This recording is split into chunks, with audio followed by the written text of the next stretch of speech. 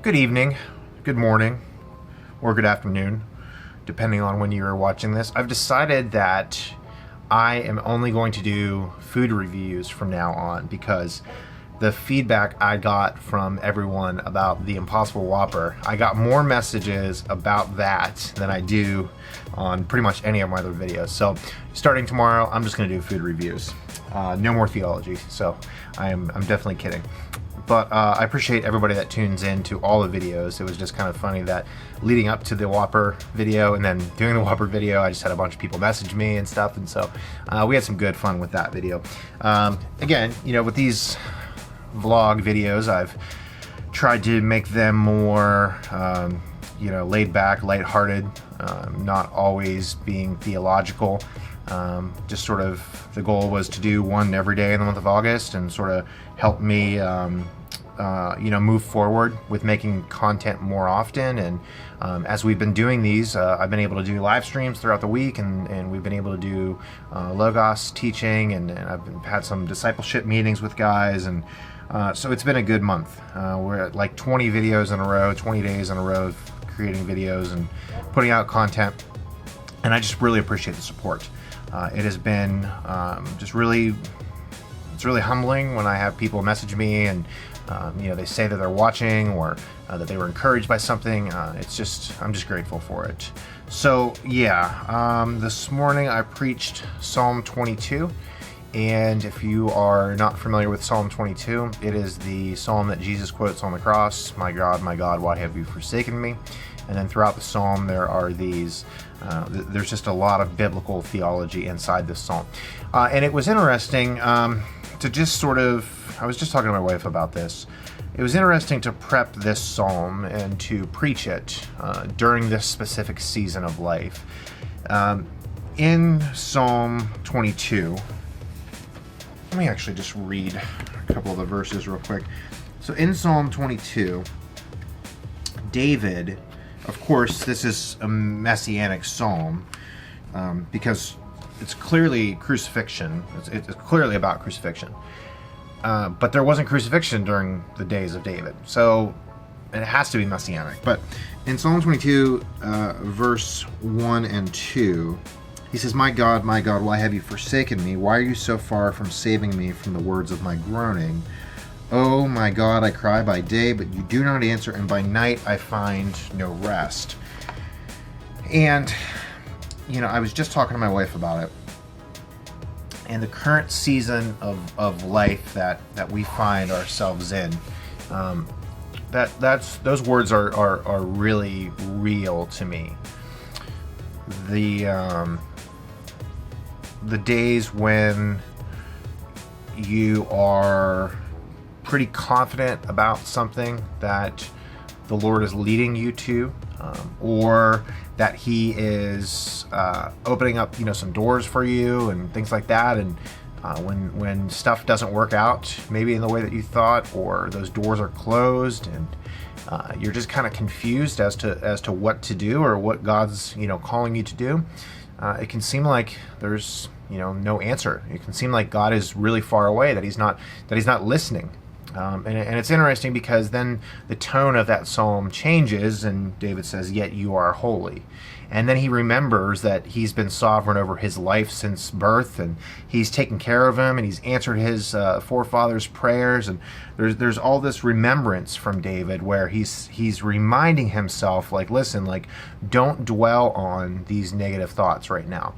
Don't allow yourself to be so consumed with God not answering your prayers, and don't allow yourself to be consumed with some negativity, because listen, it's real easy.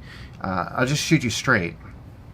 It's real easy in this current season that I'm in to really just sort of shake my fist or doubt or have all of these different emotions going on, because when it seems for so long that God is calling me to do something, and yet it doesn't seem like that's actually what's going to end up happening. It's real easy to just stay in those thoughts. It's real easy to dwell on those things and allow my mindset towards God to slowly change. And so as I was preaching it this morning, it was just interesting because I was thinking like how easily I can just woe is me. I can throw myself a pity party and not remember all that God has done, and the fact that He has always provided, and He still will continue to provide, and reminding myself of the good that God has done. So I just really like when, and it was funny too, because I don't even remember picking this psalm to preach. So what we've done over the summer, me and the other elders, we all picked dates like that we were going to preach. And so we've known, the whole entire summer schedule now for a couple of months. And then we all picked the Psalms. We're doing book 1 through 41, not every psalm, but we're picking out the ones that we want to preach on. We're trying to do the different themes, and we're trying to do a combination of praise and lament, and we're trying to cover a wide variety of the psalm topics, if you will. And so I evidently picked Psalm 22 like weeks ago, and I don't even remember picking it. Like even like the next couple of Mondays, I kept asking because I kept forgetting which one it was that I had picked.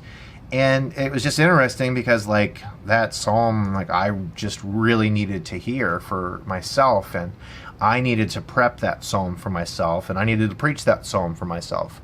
And it always seems to work out that way, doesn't it? That God ordains a specific text to be in at a time when you need it the most.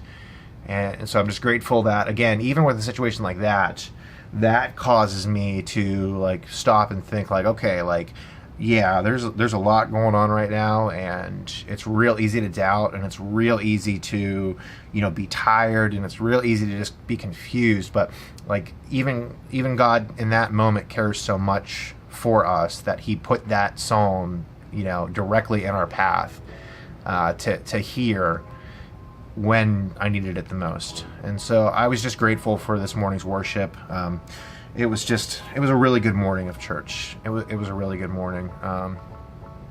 To just be able to preach is such an honor. Again, and it's just, there's just nothing else that does it. That teaching and preaching is my passion, and that's what excites me. And I pray that the Lord will allow me to do that for many, many years to come. So that's pretty much all I have. This week, Tuesday night for the live show, I have a special guest. His name is Dave Jenkins. He is the author, editor, founder of Servants of Grace, a great website. He is one of the guys that I have looked up to for a very long time. Before I began Theology Nights, he was one of the guys that I talked to about what it would look like and how I could get started and all of these things. And so our relationship was started a long time ago. And he is a reader. And I mean, he's the book pictures that he posts, the stack of books that he's working through, it's multiple books. We're going to talk a lot about that. He's got some good systems for reading, and I'm interested to learn more, and I want to know how he keeps it all together, what he does for organization of his notes, and how much he reads, and how he's dedicated to it, and how he's disciplined with it. We're going to talk about that. I'm really excited to have him on. That'll be Tuesday night at 7:30 p.m. Eastern Time. And then we're just going to keep doing with the daily content. I'm going to try to go, live more in the evenings now. Daytime hours, I think I'm gonna shift a little bit. I might, if I happen to, because this week's going to be a little bit different with my schedule. So I'll probably save my live streams for later in the day. I'll keep you guys posted about that. But yeah, make sure you click subscribe, click the bell so you receive notifications when we go live. Join our Discord channel. The link is in the description of the YouTube video. And we're trying to create a community throughout there. And I'm trying to, just have a place for people to talk theology and have one platform with everybody that I interact with. So far, it's been pretty good. So join us on there. Follow us on Facebook, facebook.com/Theology Nights. We're on all podcast apps. You can find us iTunes, Google Podcasts, Spotify, all over, wherever you listen to podcasts. We'd love for you to join us for the live show as well. Again, that's Tuesdays at 7:30 p.m. Eastern. This coming Tuesday, Dave Jenkins will be on the show. And then after that, we'll just be live throughout the week. We'll have daily videos every day at 8 o'clock, do some teaching throughout the week. I don't know. Big stuff happening this week. Yeah, so that's about it. Thanks for tuning in. See you guys on the next one. See you.